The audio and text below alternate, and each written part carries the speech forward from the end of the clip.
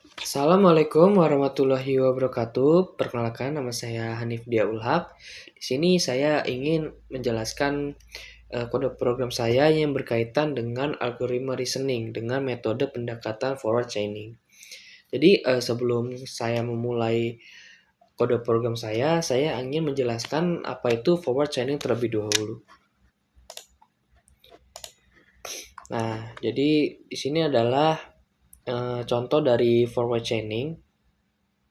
Jadi, format chaining system itu adalah sebuah pendekatan yang mana pendekatan itu dimulai dengan fakta awal dan tetap menggunakan rules untuk menarik kesimpulan baru. Jadi, ketika kita ingin menarik kesimpulan itu terdapat aturan-aturan dan juga fakta-fakta yang didapat. Jadi, ketika fakta-fakta tersebut sudah memenuhi aturan, maka kesimpulan bakal ditarik. Seperti contoh di sini terdapat ada 5 aturan yang mana jika A itu benar dan C itu benar, maka B itu benar. Dan jika C benar dan D benar, maka F benar. Jadi seperti itu aturan-aturan yang ada. Nah, kemudian setelah aturan-aturan sudah dibuat, maka kita bisa menyimpulkan nih apa aja fakta-fakta yang didapat. Jadi seperti contoh di sini terdapat fakta-fakta yang pertama itu ada A, B, C, D, dan E. Kemudian dari fakta ini akan dimasukkan ke dalam aturan. Mana aturan pertama itu akan menghasilkan B, kemudian akan menghasilkan untuk F, menghasilkan Y, X, dan seterusnya. Kemudian fakta tersebut akan dijadikan ke database, dimasukkan, dan akan mengulang lagi siklusnya hingga mendapatkan kesimpulan. Jadi seperti itu. Nah, kode program saya ini sama memakai algoritma tersebut. Jadi di dalam algoritma saya itu adalah kode untuk memprediksi psikologi yang terdapat pada mahasiswa. Jadi karena mahasiswa ini sering banget terdapat terdapat penyakit psikologi seperti contoh stres berat ataupun resiko gangguan jiwa ataupun lainnya. Maka di sini saya ingin membuat sebuah sistem agar gejala-gejala tersebut itu penyakitnya bisa ditangani terlebih dulu dengan gejala-gejala yang sudah ada gitu. Nah, untuk gejala-gejalanya itu terdapat beberapa. Yang pertama itu sulit tidur, kelelahan, serangan cemas panik, menghindari sosial, perasaan sedih, kehilangan minat, perubahan nafsu makan, sulit konsentrasi, pas tidak berharga, tentang kematian, dan lainnya. Jadi di sini adalah gejala-gejala yang mungkin terjadi kepada mahasiswa yang sedang mengalami masalah psikologi. Nah, karena masalah psikologi ini sangat lumayan urgent, jadi saya ingin membuat sebuah kode program untuk mengetahui kita nih mendapat penyakit apa gitu, penyakit psikologis apa melalui gejala-gejala. Jadi kenapa saya memakai forward chaining? Jadi forward chaining ini sangat cocok untuk digunakan ketika ingin mendiagnosa suatu penyakit. Kenapa? Jadi karena ketika kita ingin mendiagnosa sebuah penyakit, itu kita perlu tahu gejala-gejala awalnya dulu. Jadi seperti contoh, misalkan kita ingin mengetahui penyakit flu gitu, ataupun yang penyakit demam. Misal kita ingin mengetahui penyakit demam, maka kita mengetahui dulu nih gejala-gejala demam itu apa. Jadi seperti contoh, misal saya mempunyai gejala batuk ataupun panas dan juga bersin-bersin, itu kan gejala. Nah, dari situ tuh kita bisa menarik kesimpulan bahwa saya ini terkena demam. Jadi seperti itu. Karena apa saya memakai forward chaining. Nah, sama seperti ini, kita pertama itu menemukan dulu gejala-gejalanya, baru akan ditarik kesimpulan untuk penyakit apa yang diderita. Nah, yang pertama itu saya memakai Kinter untuk GUI-nya atau interface-nya. Yang pertama saya tuh mendeklarasikan sebagai layarnya itu 800 kali 600 pixel. Dan kemudian di sini terdapat sebuah array yang mana terdapat beberapa gejala. Ini gejala terpilih adalah nanti yang akan kita pilih gejala-gejala yang dipilih oleh user. Lalu saya tap UI untuk dan setup UI. Nah, kemudian kita langsung memanggil setup UI tersebut. Yang pertama itu tabel mainframe, ini adalah layar utamanya. Kemudian terdapat label, jadi label ini adalah judulnya, yaitu sistem prediksi risiko psikologi mahasiswa dengan font Helvetica 16 dan juga bold. Kemudian terdapat mainframe, yaitu pilih gejala, ini subjudul lah. Nah, kemudian itu terdapat gejala frame, ini frame untuk gejala, yaitu list gejalanya. Nah, juga di sini itu ada list box. Nah, di sini itu ada for gejala in self daftar gejala. Jadi list box-nya itu akan muncul semua dari tadi ini daftar gejala karena di perulangan, yaitu di for kan. For gejala in self daftar gejala. Jadi akan masuk semua.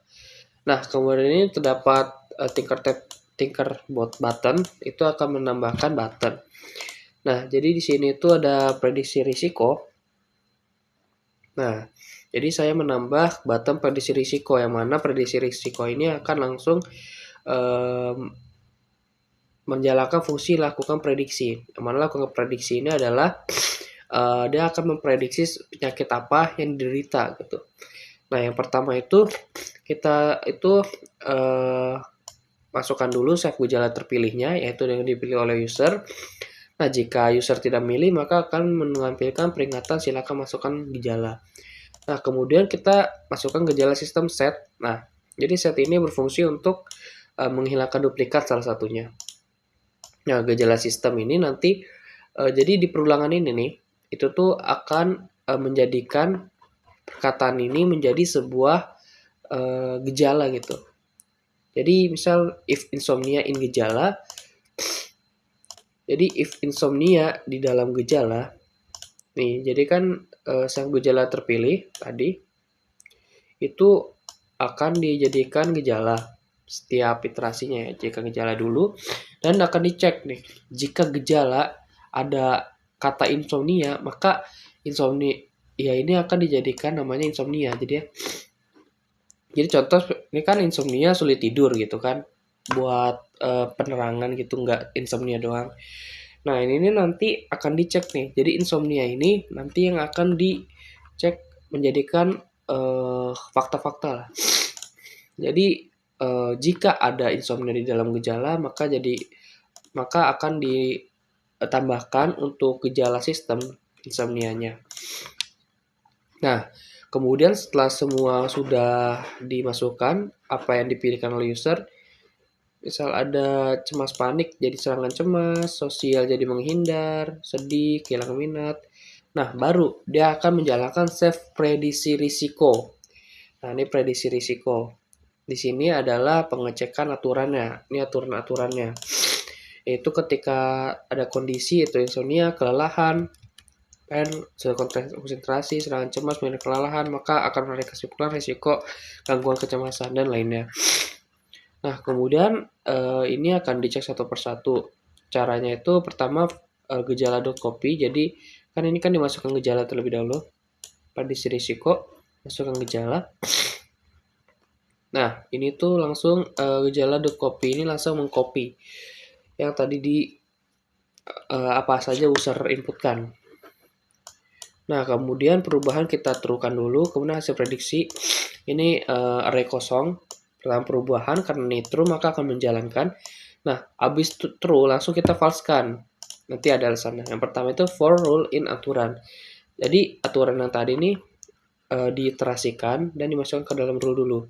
Nah, jika rule kondisi, yaitu kondisi ini, itu sama dengan apa yang difaktakan.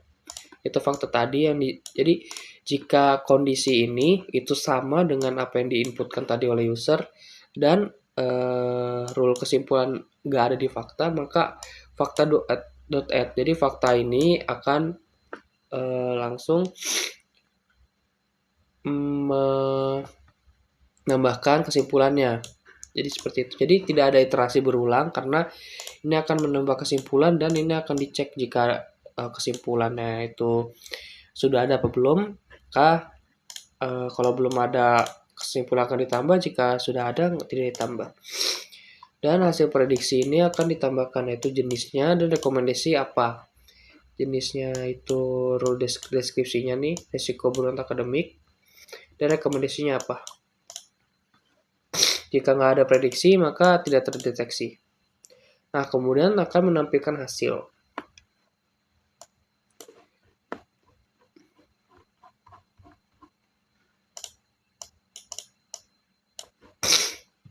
Nah, jadi trafikal hasil akan dijalankan di sini setelah prediksi risiko.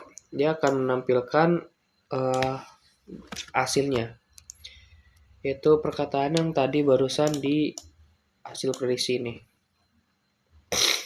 Oke, mungkin kita jalankan saja. Yang pertama itu terdapat gambar, bukan gambar, frame yang saya tadi inisialiskan itu 800 x 600. Kemudian terdapat list box. Kemudian kita masukkan, misalkan saya mau menarik kesimpulan bahwa saya ini terkena stres akademik tinggi. Pertama itu ada insomnia, kelelahan, dan juga sulit berkonsentrasi. Kita prediksi risiko dan nah di sini kan sudah tampil yaitu stres akademik tinggi. Oke, langsung direkomendasikan. Mungkin kita coba yang lain. Misal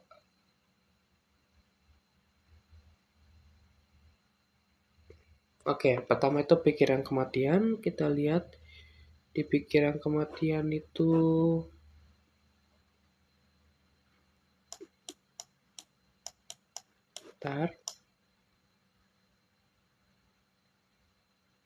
pikiran kematian. Habis itu tidak berharga dan sedih. Tidak berharga.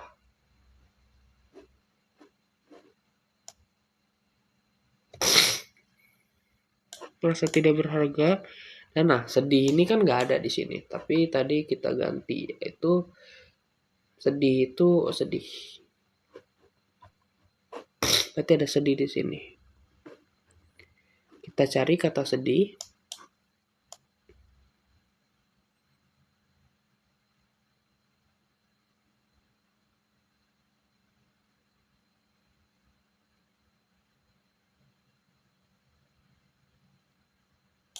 Perasaan sedih berkepanjangan.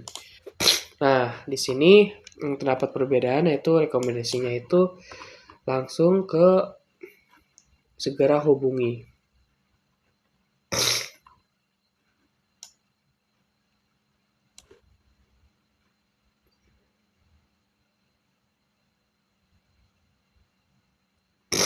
Nah, di sini tuh berbeda dengan yang lain.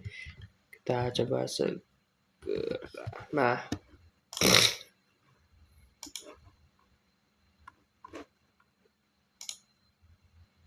jadi kalau misalkan terdapat depresi berat, akan kita sarankan untuk segera hubungi psikolog. Jadi seperti itu.